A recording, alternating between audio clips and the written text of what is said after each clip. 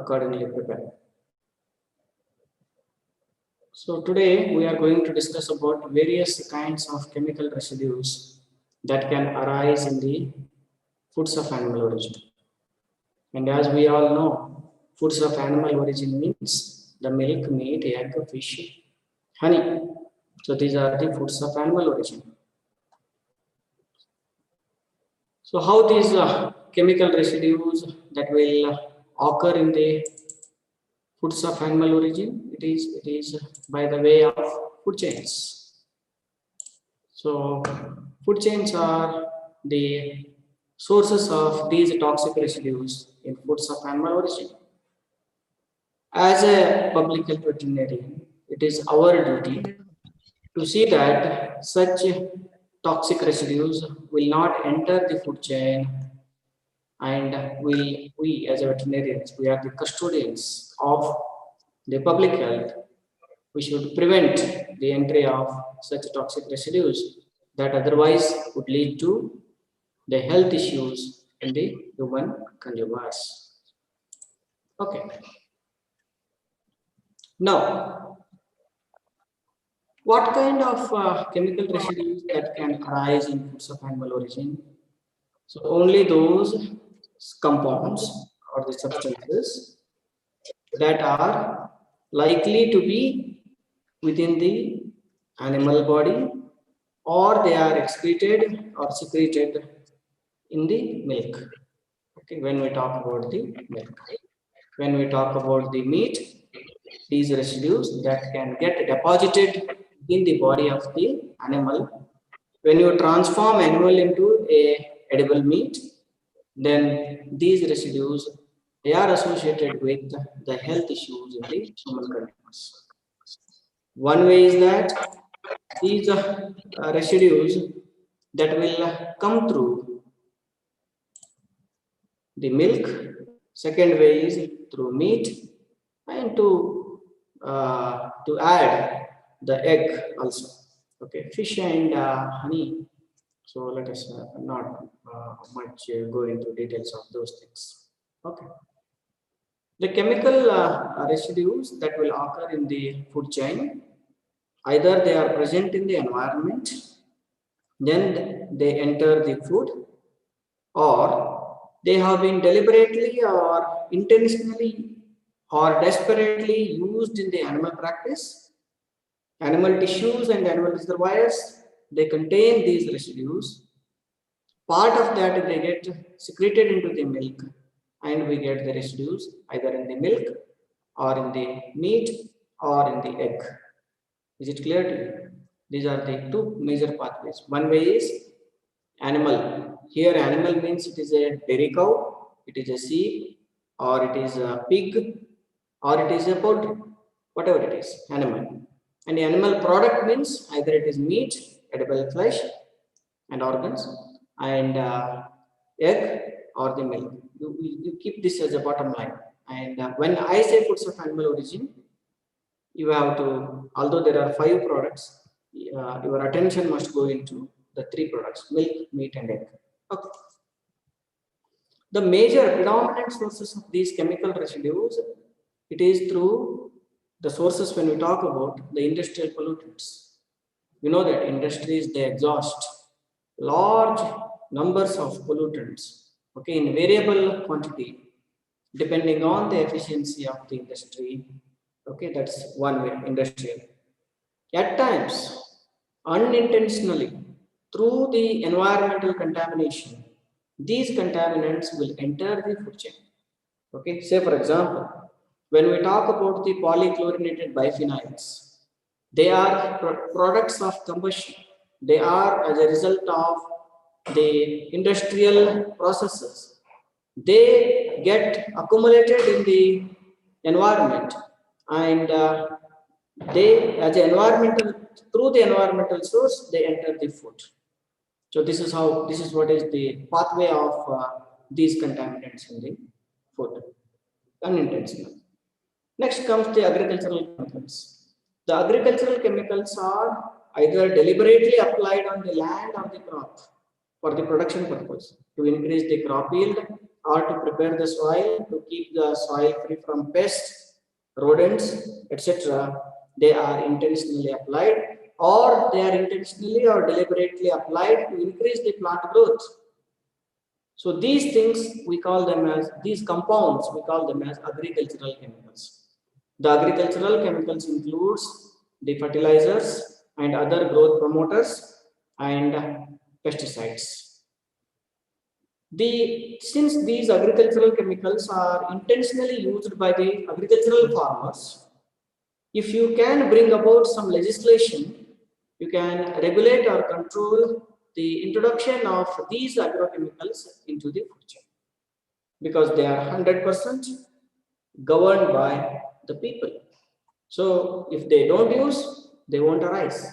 But the industrial pollutants are not like that. Industrial pollutants, somewhere pollution occurring in the industrial area, through the hydrosphere and the atmosphere, they migrate within the environment, leading to the unintentional contamination of the food at some other place. Okay, there is a difference between agricultural chemicals and industrial pollutants. Then you come to the natural toxic chemical compounds that occur in the foods as well as in the environment. Okay, there are large number of chemical substances that occur in the environment, and they will also get entrance into the food, contaminating the food chain. Okay. The chemical residues in the foods of animal origin, when we talk about foods of animal origin, in the sense, again, bottom line, milk, meat, egg, when we talk about, first and foremost thing, the animal must get the exposure to these toxic chemical residues. They have to either accumulate in their body, or they have to secrete into the eggs or into the milk. Then only the public health, when we talk about the food of animal origin, that gets contaminated, and that has the negative effect, the public health impact. When this scenario is going to happen? When the animal that has ingested the chemical residues or chemical compounds through the food, the food here is the animal roughage, feed. It is food, rather animal food is nothing but feed. Either it is a concentrate feed or a roughage. That is one type of exposure. Second type of exposure is the water. The next type of exposure is through the environment, either through absorption through the skin or deliberate injections made into the animal. Okay, that is the source. When you talk about these chemical hazards, when such chemicals or compounds the animal get exposed, if the animal has an innate system that eliminates whatever that comes in, though there is no question of residue at all. Imagine that the animal has consumed compound X, and the metabolism is so much in the rumen that, so neither any residue arises in the meat, nor it is secreted into the milk. If it is a poultry, it is not secreted into the egg, so there is no public health issue associated with that. The issue becomes serious when an animal, okay, mammal or the poultry, when it ingests a chemical substance, okay, and it excretes in its what is it, if it is an egg or it is a milk, or it gets deposited within the animal body, then that whenever such a product is consumed by the humans, there is a public health issue associated with that. Is it clear to you? So one thing is, once it is ingested, if it is all is excreted, no issue at all. It is ingested, it is going to get deposited within the body, then there is an issue. Okay. Now, what are the factors that determine this excretion or elimination from the animal body? It depends on which kind of chemical class the compound is. There are certain substances that are highly toxic to the animal, but obviously there are no residues. That is one type of chemical. Second is, it is ingested in such a low concentration, it goes on accumulating in the animal body, that we call it as the bioaccumulation. and the cumulative dose is very big. That is having one thing, the impact on the animal, second impact on the public health, because foods of animal origin. So that's how the characteristic of a substance that poses risk to the public health, it is the characteristic of the compound itself. Okay, obviously, what is a residue? The remnant of that compound, we call it as a residue. Okay. When we talk about the accumulation of these chemical hazards within the animal body, younger animals have acquired less, so lesser danger. Older animals have acquired more, the more danger. So that's how we have to read this. The various chemical groups that we typically find with foods of animal origin are, these are the groups. Okay. Number one, the industrial pollutants. Number two, agricultural chemicals. Number three, veterinary medicines, natural substances, feed additives that are deliberately added by the humans, the packaging compounds. Okay, so these are all the substances that are likely to enter the food chain either by deliberate way or through the environmental contamination. Simply we say this as food chain contamination. Okay. There are no microorganisms that are being discussed here. Okay, these are all the chemical hazards. There is a dedicated class on biological hazards. In that topic, we'll talk about the microorganisms. But at this point of time, it is only the chemical hazards. The industrial pollutants can be categorized into two. One is heavy metals such as lead, arsenic, mercury, cadmium, copper, fluoride, selenium. These are all the heavy metals. The other category is halogenated hydrocarbons. When we talk about halogenated hydrocarbons, these are environmental pollutants. In this, we have three categories. Number one is PCBs, polychlorinated biphenyls, and PCMs, polychlorinated naphthalenes, and the third is dioxins. Okay, these are the three categories of halogen, the chlorine, bromine, all these are halogens. All these hydrocarbons are having halogens within them. That's why they are halogenated hydrocarbons. In this, we have got PCBs, PCMs, and dioxins. Okay, these are all industrial pollutants. How and all we'll discuss subsequently. Second category is agricultural chemicals. These agricultural chemicals, these are the groups of agricultural chemicals. In this, we have got insecticides, herbicides, fungicides, rodenticides, and fertilizers. Okay, these are all agricultural chemicals because they are desperately added or used in the agricultural practice, and a human being gets exposed through the plant or the environment, animal, and human pathway. Okay, the supply chain is like that. Through the environment or the crops. Okay, need not be the same farmers has sprayed the insecticide. Even the neighbor also sprayed, and there is a drift from that farmer. That's also a source. That's why I'm telling you, agricultural environment, rather than saying as a in totality the environment, agricultural environment, then animal, then foods of animal origin, then to the human being. This is the pathway in which they migrate. If they are controlled in the agricultural practice, you can promptly control their residues. There is no issue of residue at all because they are not used in agriculture. Okay. The different categories of agrochemicals include insecticides. Okay, pesticide is a very big group. Pesticide includes insecticide, rodenticide, herbicide, fungicide, weedicide. All are pesticides. Okay, but that's why we are not discussing here the pesticide. We are using the agricultural chemical. For example, fertilizers are agrochemicals, but they are not pesticides. Okay, and remaining these are all the pesticides. Okay, pesticide is a very any unwanted thing is a pest. Okay, to that extent, if some unwanted guest comes to your home, that is also a pest. Need not be rodent animals. So anything which is unwanted is a pest, and anything that kills unwanted things is a pesticide. Okay, So in that perspective, while the fertilizers are not like that, fertilizers are used to increase the growth of the plants. That's why they won't fall under pesticides, but they are agricultural chemicals. So rather than using pesticides, it is better to use the term agricultural chemicals. The agricultural chemical, the major group is the insecticides, because large number of insects, they spoil the crop at various stages.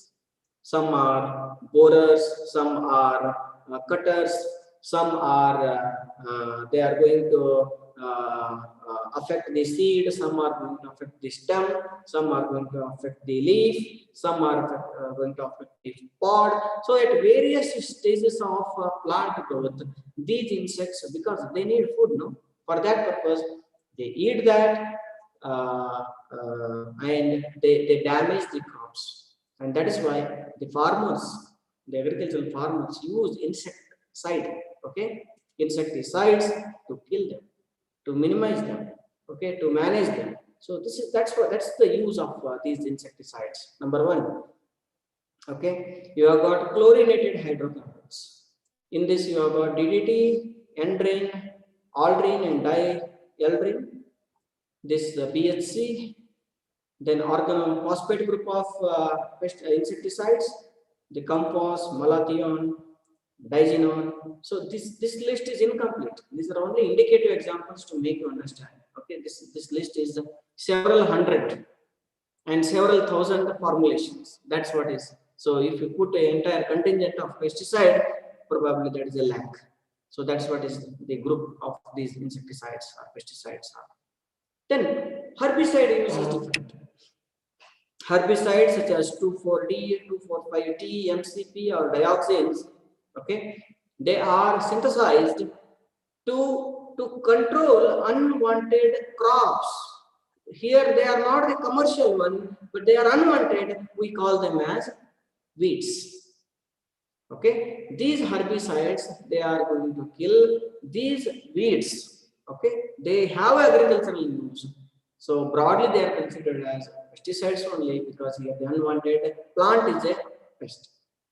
Fungicides, fungi, large number of fungi, they affect the plants. That's why dichloron, folpet. So large number of fungicides are used in the agriculture. They are also pesticides. The rodenticides such as ANTU, warfarin, they are used to control the rodents. Otherwise, these devastating type of creatures, they will spoil agricultural product or the finished product. Both they will damage crop as well as the finished product. That's why. Then fertilizer, as I told you, NPK or other micronutrient providing type of compounds that are used to promote the growth of the plants. So this is the group of agricultural chemicals. Then you come to the growth promoters. Okay, plant growth promoters is over here. Now this is the animal growth promoters. I want to gain more weight in poultry, I will use certain things. I want in Western country in India, beef cattle are not raised, feedlots, they are not raised. So I want that they should attain more body weight. There is more metabolism, anabolism in them. So for that, certain substances are used. We call them as simply growth promoters. Okay, they are the purpose for which they are given to the animals. Animal here includes poultry also, is the promotion of the growth, enhance the growth of these animals. So that's why they are used. These are known as the growth promoters. The various categories you see. Hormones and hormone-like substances. Hormones in the sense, these are the hormones produced from animals. You know the purpose of hormone. Okay, various purposes they serve. Or hormone-like substances. Okay, these are the substances synthesized in the lab, in the factory, but they are having same effect just like a hormone. That's what it is. Okay. In this you have got synthetic hormones such as DES, diethylstilbestrol, the natural hormones such as estradiol, progesterone, testosterone, or fungal estrogens such as zearalenone, or beta agonists such as trenbolone or thyreostatics. These are all the group of substances that are included okay, in the field to increase the growth of the animals. That's why we call them as growth promoters. In addition to these hormone or hormone-like substances, farmers also use antimicrobial feed additives. Okay, the purpose here is very diverse. One purpose is that they will not succumb from infections. Otherwise, infections are going to increase the mortality in the animals, or they are going to reduce the growth of the animals. The one use. Second use, they are having some other metabolic benefits. Okay, such as virginia-mycin and other anabolics. So they interfere, or they are part of certain pathways within the body. So wherein they increase the growth of the animal or the poultry. So that's what is the dual use of the antimicrobials. One is infection control as a prophylactic use. Okay. Second usage is to enhance the growth in the birds or the animals. Okay. Virginia-mycin, pacitrazine, polymyxin B, the sulfonamides, they are the substances that are used by the farmers. Next category is veterinary medicines. Okay. The veterinary medicines are having therapeutic use. You see here antimicrobials, antibiotics here. Then what are these? Antimicrobial feed additives. They are also antibiotics or antimicrobials. So what is the difference between these two? The veterinary medicines are used as a for the curative or therapeutic use. Animal is suffering from mastitis, antibiotics are given or antimicrobials are given. So what is the difference between the term antibiotic and antimicrobial? Invariably, antibiotic is derived from a live fungus or another microorganism, and that is having antibacterial activity. Okay, either cidal or static, we call them as antibiotic. Antimicrobials also include not only bacteria, other microorganisms also. And the source here is may not be one more microorganism, it could be synthetic also. So in that perspective, we use invariably for bacteria, we use antibiotic and antimicrobial to include all microorganisms into our ambit. So it is usage of the term. You should mind which term to be used: antimicrobial or antibiotic. Antibiotic, narrow sense; antimicrobial, broad sense. Okay. When you talk about these antimicrobials and their veterinary medicine application means to treat some condition. Let it be the mastitis, let it be metritis, let it be the lameness, let it be some other condition in the animal, wherein to cure the disease in the animals, you are using these antimicrobial substances. Okay. The penicillins, the aminoglycosides, tetracycline, cephalosporin, macrolide, the quinolones, this large group of compounds that are used as antibiotics. Nitro compounds, okay, nitroimazoles, nitrofurans, and sulfonamides, sulfamethoxine. These are all the substances that are used. This list is incomplete. Just to make you understand, some examples have been given here. This list is incomplete.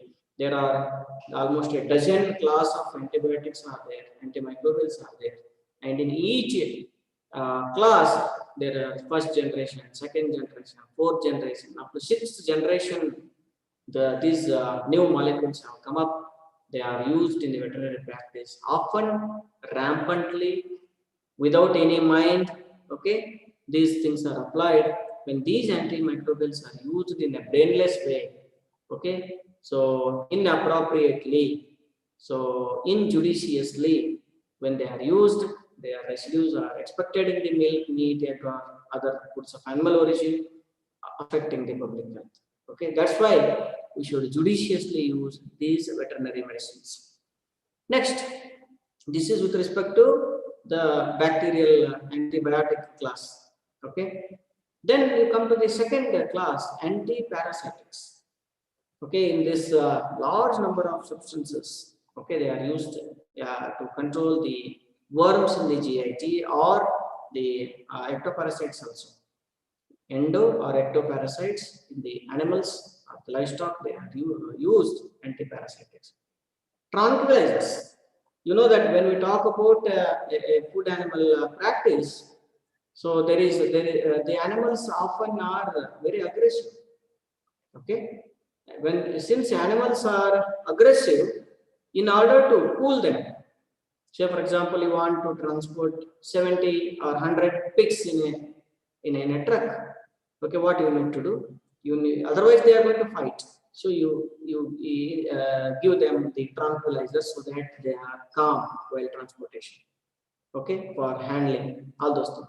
Their residues will also arise in the feed, food in the sense human food, in the meat. So they are having public health issues. So they are also the veterinary medicines.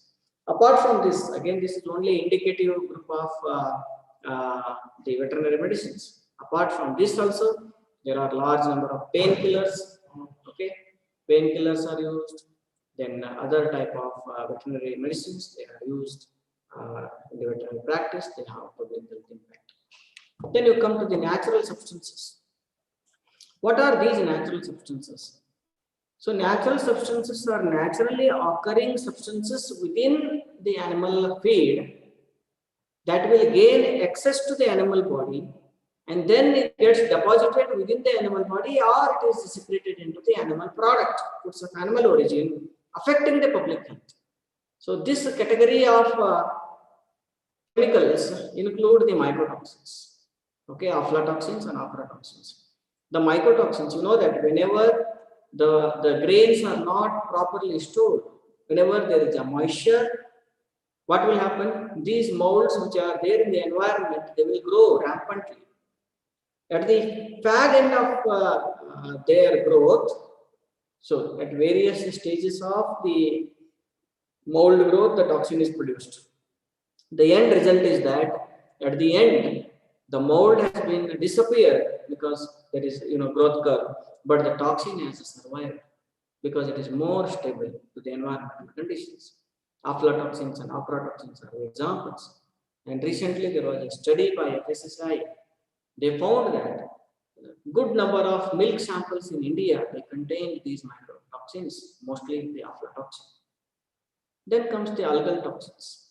Where are these algal toxins? It's mostly algal toxins are very important with respect to fish and shellfish, because they are bottom feeders. Okay, they feed in the water. And you know that where the algae grows in the water. And in the water, when these algae they grow, when these fish or shellfish, they consume such algae, the toxin gets deposited in their body. Okay, so this is what is algal toxicosis, you call it as. The microcystin, exo or endoneurotoxins, the phytocyans, prefer shellfish poisoning. So like this, you have got large number of toxicities associated with the natural algal toxins. The mechanism is that the dinoflagellates, okay, that contain these moieties, they are eaten by the fish, and you know that they are the filter feeders. So when it gets dinoflagellates enter the fish body, they get accumulated within their body. Classical example is the histamine. Okay, when these biogenic amines, okay, eaten by the humans, okay, they cause allergy, okay, hypersensitivity reaction. So this is what you call it as the toxicity. Okay, the algae to fish to human, that is the pathway. This is mostly of the aquatic animals. Okay. Plant toxins.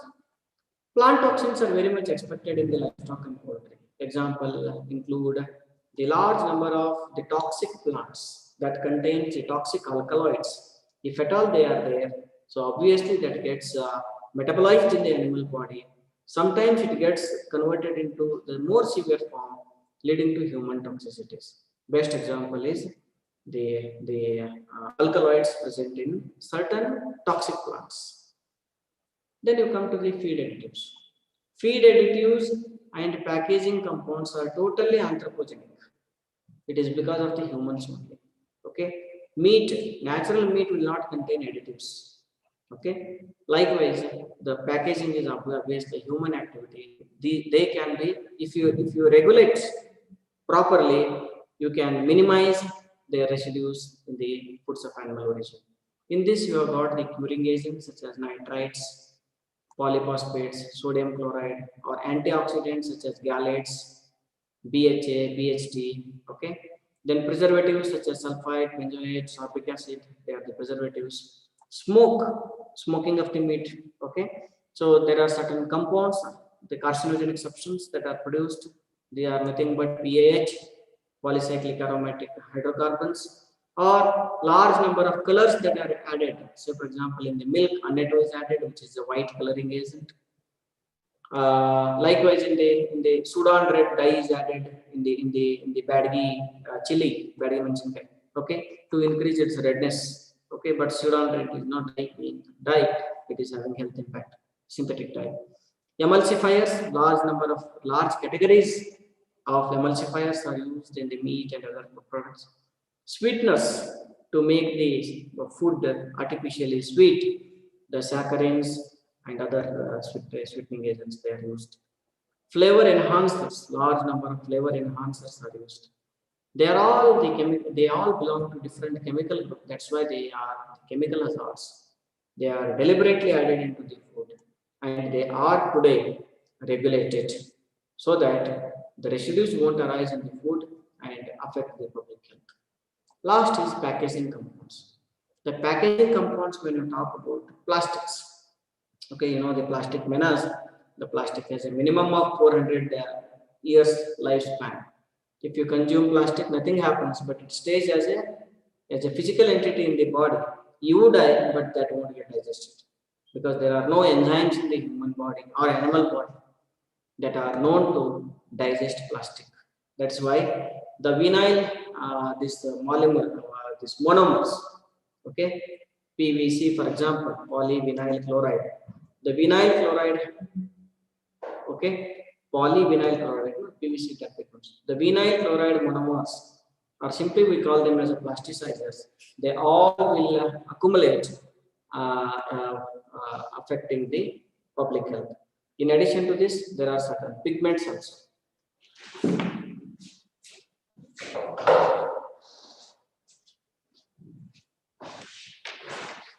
There are certain pigments also. These pigments are intentionally added.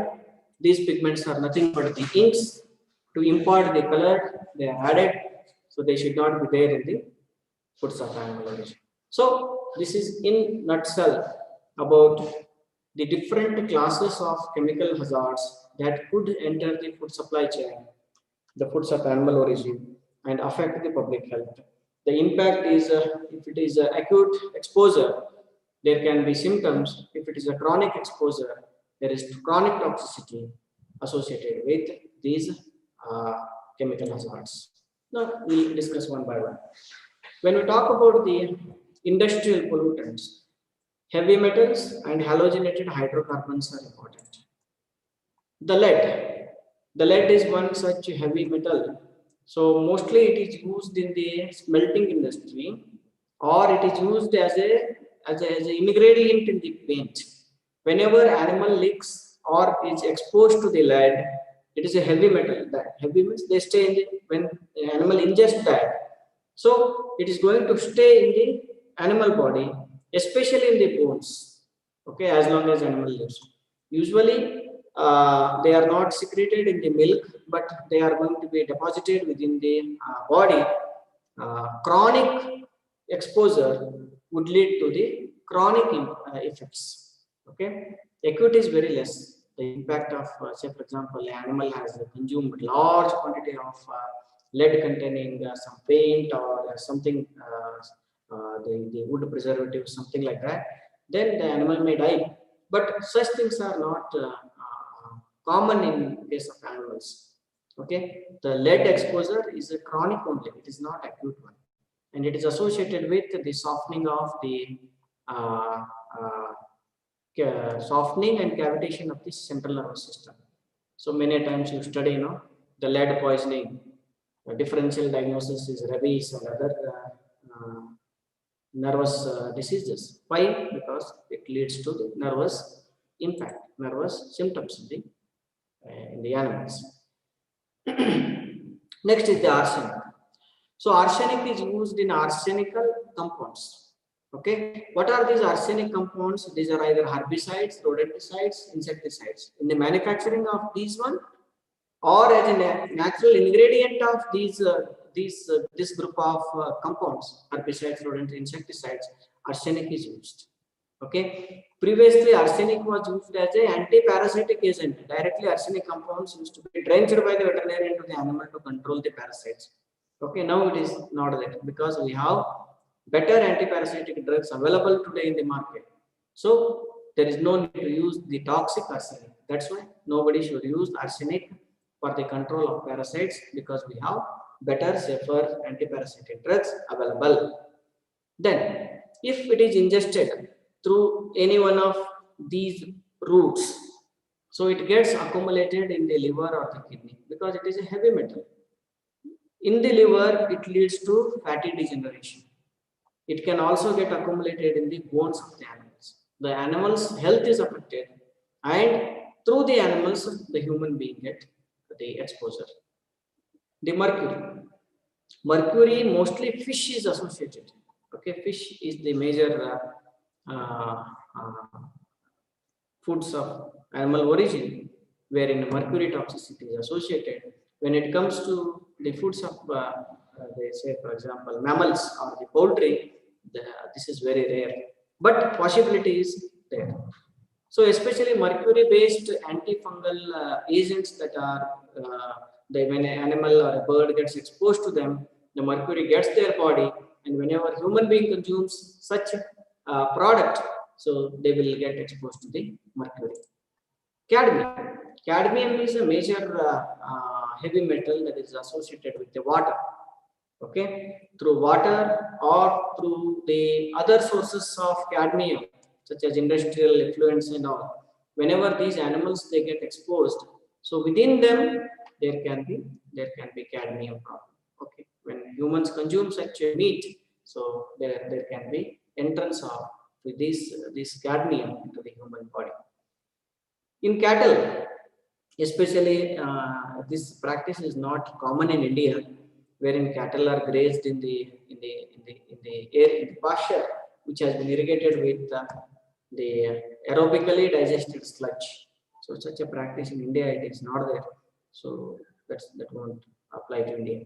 If it comes to fish and shellfish, yes, when the water is contaminated with the cadmium, the fish raised in such contaminated water will have the cadmium in them, and it is a accumulative type of toxin within the fish.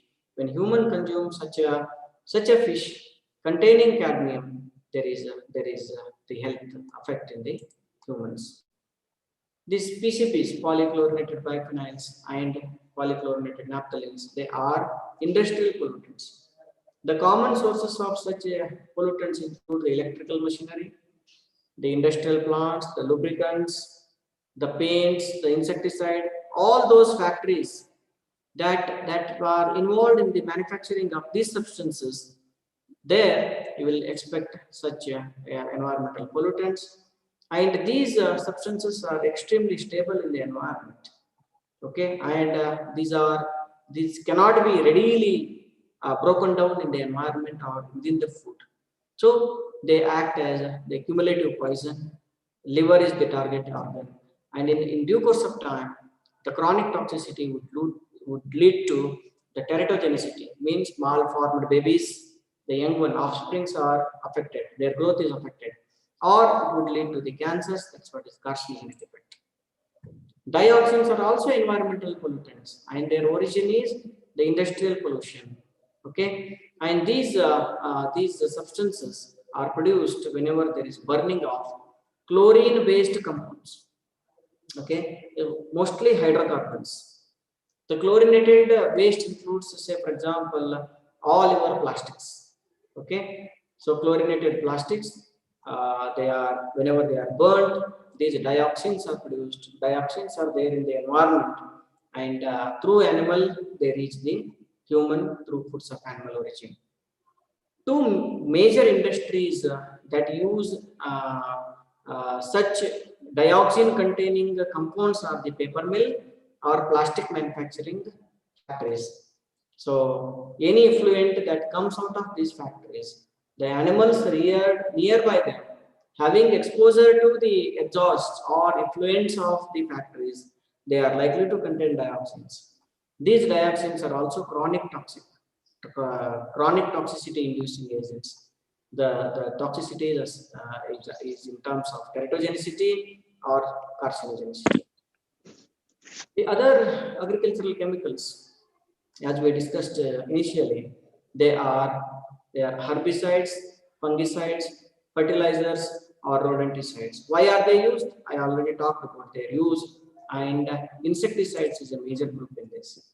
The insecticides, organochlorine, organophosphorus, phosphorus groups, the synthetic pyrethroids, the amitras, they're all the insecticides that are used in the agricultural practice or for what? For protecting the crops. But after their application, they are residues that arise in the foods of animal origin. The relationship, as I told you, either crop, animal, human, or agricultural environment, animal and human. This is the food supply, and large number of residues they are there. In India, we have around 32 centers under the aegis of Indian Council of Agriculture Research.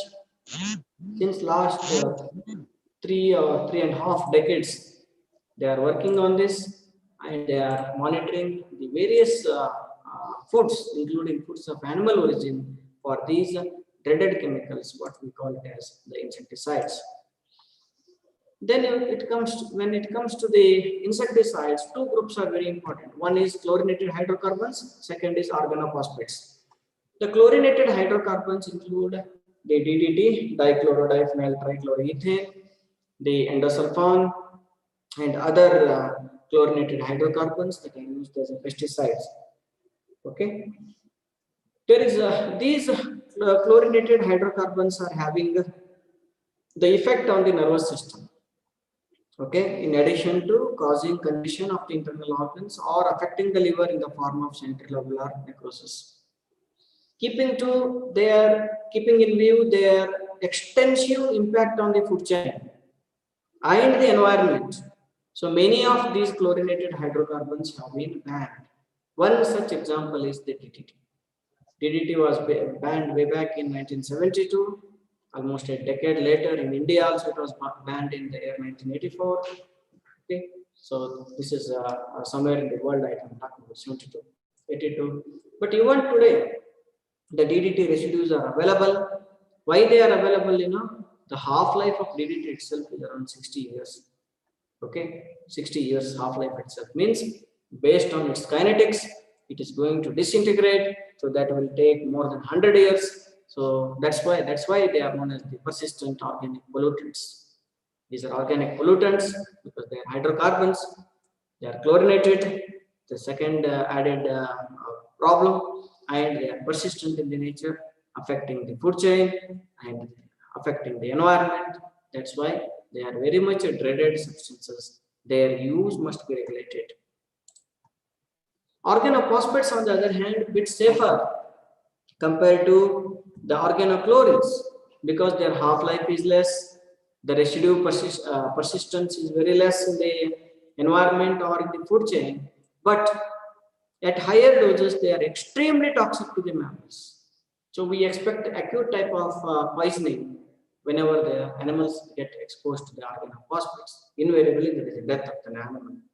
Okay, but when we talk about the chlorinated hydrocarbons or the organochlorines, the impact is chronic, while the organophosphates, the impact is acute one, invariably. However, both these insecticides, say for example, the DDT has helped in the control of the mosquito-borne diseases to a great extent. Okay, likewise, you see here, so organophosphates have helped a lot in the eradication of the warble flies, hypodermal species. Okay, in case of cattle, otherwise they used to bore a hole in the cattle back, affecting the hide, affecting the health of the animal, at times mortality. That was the impact of the warble flies that was eradicated only because of these organophosphate type of insecticides. Okay, Herbicides, as I told you, they are used to kill the unwanted plants. We call them as weeds. In this, the major group is the auxin type of herbicides. Okay, they are hormone weed killers. They contain dioxins. Okay, and they are extremely stable within the environment. They are not easily degraded in the environment. Okay, however, they do have the public health impact. May not be directly, but by their use. You see here, their use. Any factory that is associated with or that is involved in the production of these herbicides can be easily converted to produce chemical weapons. Okay, chemical weapons very easily. That's the danger associated with such herbicide manufacturing units. That's why their existence is very much controlled and regulated by the law. Then comes the fungicides. You know that large number of fungi, okay, the molds, they affect the health of the plant. Okay, that is why the fungicides are used to control fungi over the plants. Dichloron, phosphate, large, very big group of compounds, fungicides, either as a dust, either as a the fume, either as a liquid spray, or other way they are used to control the growth of the fungi, but the residues will arise in the food. That's one way. Okay. Second is, even if the residue is not arising for some of the fungicides, they contain heavy metals as contaminant in them. Okay, and heavy metal contamination is there. So this heavy metal is also toxic. So that's why the fungicides, their residuals, they are also having the impact on the public health. Fertilizers, as such, fertilizers or their residues or remnants, it's not an issue when we talk about foods of animal origin. But these fertilizers through the agricultural runoff water enter the water bodies and it enhances the eutrophication. The consequent to the eutrophication or growth of the unwanted plants within the ecosystem, aquatic ecosystem, the fish or shellfish, they will die. So that is the major impact of these fertilizers. That's why fertilizers should be judiciously used. They are runoff or leaching to the groundwater should be avoided. Rodenticides, large number of rodents, they affect the agricultural production, so they are used, but their residues accidentally, okay, they can enter the food chain. So these are miscellaneous. The fertilizers, the rodenticides, and herbicides and fungicides are miscellaneous. When we talk about the agricultural compounds, insecticide type of pesticides are of great concern when we talk about the food safety hazard. Okay. Then growth promoters. The animal growth promoters include, as I told you, either hormones or antimicrobial substances. So majority of them have been banned for the food animal production in developed nations such as Europe and America. But some of the safe substances have also been permitted. But wherever you can enforce easily, you can allow their use. Okay, in a country like India, where there is very difficult to trace the source, it is better that we will go for the blanket banning of such substances. Consequently, the Food Safety and Standards Authority of India and other concerned agencies have not permitted use of antibiotics, most importantly, as a growth promoter or any other these hormone-like substances for the production of either livestock or poultry. Okay, so these are very much in use in the Europe. Okay, in America. Okay, say for example, synthetic hormones such as the diethylstilbestrol (DS), natural hormones such as estradiol, the progesterone, testosterone, all those things I talked earlier. Okay, and the circumstantial evidence that these hormones are going to affect the public health is that what they found, okay, the DES, diethylstilbestrol, that was used to prevent miscarriage in the woman. Okay, later on they found that the girls born out of such a woman, they developed cervical adenocarcinomas in later part of their life. That is one circumstantial evidence. The second circumstantial evidence was with respect to those girls who consumed the pork, wherein DS was injected to given to these pork during their husbandry. So there was a premature puberty in those girls. So these two were the circumstantial evidence. That's why that became a public health issue when it came to the hormones or hormone-like substances and their uses in the food animal practice and their public health impact associated with them. With respect to antimicrobial growth promoters, I talked about, they are used for the two purposes. One is these antimicrobial growth promoters, they are used for enhancing the anabolism in the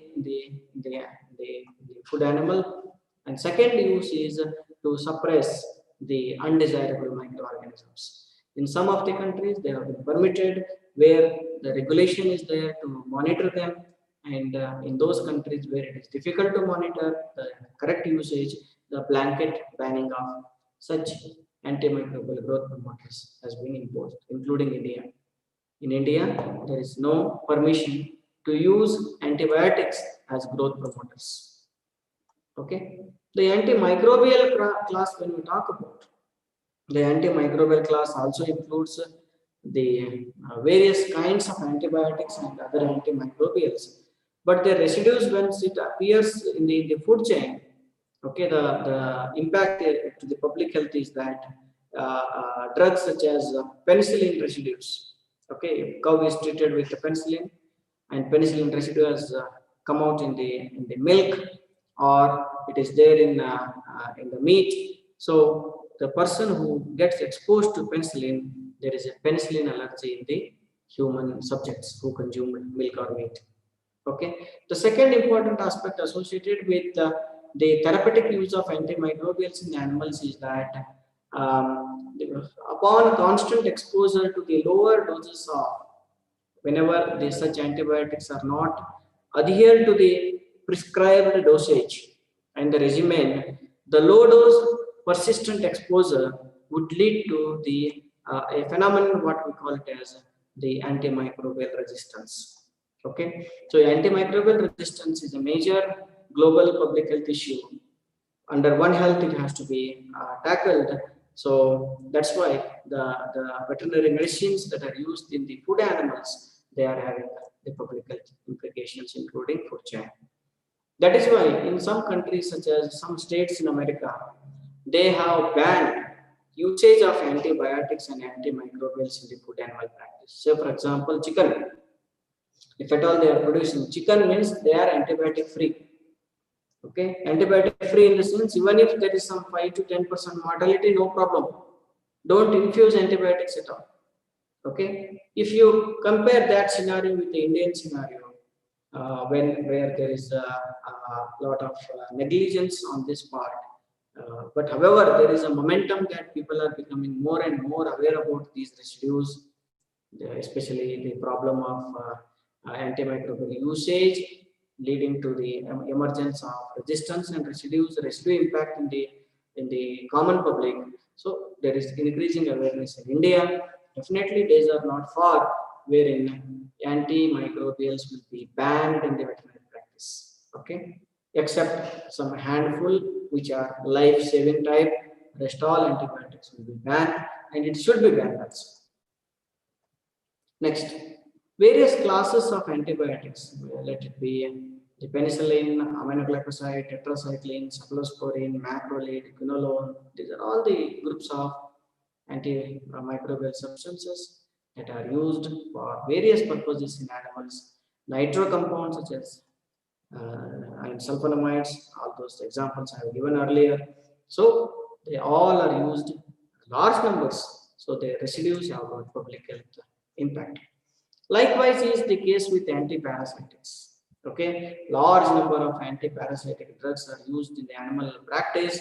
Their residues arise in the food chain, leading to impact on the public health. Okay, they say that there can be teratogenic effects or chronic effects in the human consumers. This discussion with respect to tranquilizers is limited because animal welfare point of view, initial days, what the thinkers used to recommend, you reduce the sensitivity of these animals by giving the tranquilizers, okay, to calm them down. Okay, this practice is not rampant throughout the world today. Okay, here and there they may be, but what health impact these tranquilizers will have on the humans is very much less understood. So at this point of time, we can simply say that this is a miscellaneous group of compounds that are used in the veterinary practice that are having public health implications. Okay, naturally occurring substances in the food. Okay, as I talked earlier, toxic biogenic amines. Okay, the mycotoxins, algal toxins, and plant toxins. These are all naturally. Okay, no human being introduced them, and no one is intending that they should be present in the animal feed. Okay, but as a natural source, these substances they occur. They are carried through the animal to the human food. That's why they are having public health impact. Okay, so biogenic amines, when we discuss about the biological aspects of the food safety hazards, we'll discuss about this little more. At this point of time, you can just think that there is something known as histamine, the tyramine, they are associated with the health impact in the human consumers. Mycotoxins, these are the mold toxins that grow in the animal feed. They are secreted into the milk. They could be there in the egg also, and they could be there in the meat also, and they can cause the public health impact. One such example is the aflatoxin produced by Aspergillus flavus and Aspergillus parasiticus, aflatoxin B1, B2, G1, G2. They are all carcinogenic to both humans and the animals. So how to manage these mycotoxins? Managing the feed and fodder properly. Okay, either in the pre-harvest stage or during the harvest stage, we should not allow the fungal growth. Otherwise, that would lead to the toxins in the food. Likewise, the acrotoxins. Acrotoxins are produced by Penicillium and some other Aspergillus species. They are also nephrotoxic, histotoxic, and especially this aflatoxin M that gets secreted in the milk also. Algal toxin I talked about. The algal entry is through these algae to the fish, then to the human being. It is associated with PSP, that is paralytic shellfish poisoning. Okay, so some other plant toxins also they can alkali type of toxins they can come to the humans through the foods. The food additives are specifically added by the human being to increase either taste, to increase the shelf life, or to bring about the desirable or preservative type of actions in the food. And most importantly, they are used in the meat. Okay. The food additives, they will increase the sensory attributes of the product. Okay. Various classes of food additives are used. In this, we have got the food colors, the emulsifiers, the sweetening agents, the flavor enhancers. They are all used for various purposes. Okay, you have seen four important functions here. In addition to this, there are additional functions also, but they will affect their higher concentration in the food will affect the health of the consumers. Nitrites and nitrates, they are used as a pigment producing substance within the muscle. Okay, the smoking along with that, what happens, during this process when these nitrites are added to the red muscle food, so they react with amines and they produce nitrosamines. Some of these nitrosamines are known carcinogens and they have the impact on the public health. And one more thing, they say that this nitrosamine formation or addition of nitrites into the meat will control the Clostridium botulinum. But when you see the advantage or the disadvantage, so there is no obvious advantage of using these nitrates. But for increasing the sensory quality of the meat, these nitrates used in the meat. Polyphosphates are used to increase the water retention in the muscle. Okay, they are injected actually. So more and more muscle proteins or water that is retained, leading to a good appearance in the product. Okay. However, these polyphosphates, even though they are not highly toxic, but overconsumption of such polyphosphates is associated with health impact in the humans, and they are not the natural ingredients of the meat. They are added additionally, so that has to be controlled. Smoking is also an intentional to increase the organoleptic quality of the meat. They are used. Okay, there are certain antimicrobial substances that are found. Typical burnt flavor that comes out. So that increases the product's acceptability sensory, but at the same time, when the hardwood is burnt, certain polycyclic aromatic hydrocarbons such as 3,4-benzopyrene, they are produced at higher temperature. So they are associated with cancer in the human consumers. Okay, so other types of substances are also produced as a result of this one, but by and large, especially in Europe, where there is a fashion to use the smoked product, so they are of issue. In India, fortunately, we do not have much very popular smoked products. Okay, wherein several hours and days the smoking is done. Okay. So for all these things, there are certain calculations that we need to do whether a particular chemical substance is toxic or not, and what kind of effect it is going to cause. So this I am not going to discuss in this class. I have a separate class on this, but just to make you understand, there is something known as acceptable daily intake. So how much if you consume, that will not lead to any adverse effect. That's what is acceptable daily intake. And there is a formula for the calculating the acceptable daily intake, which is based on NOEL. NOEL is no observable effect level. How to calculate and all those things we'll study a little later. There is something known as the maximum tolerance limit or maximum residue limit for each of these chemical substance. So that need to be calculated, and it varies from product to product. And within say for example product, different components, okay, it varies. Say for example, it is a carcass meat in the sense for different components, so that varies. For fat it is different, for kidney it is different, for liver it is different, for muscle it is different. Okay, and why and how the agencies do that, that is based on certain calculations. It is mostly through the risk assessment studies. There is a dedicated topic on risk assessment. We'll discuss about that a little later. So this is all in a nutshell about the various kinds of chemical residues that are expected in the foods of animal origin.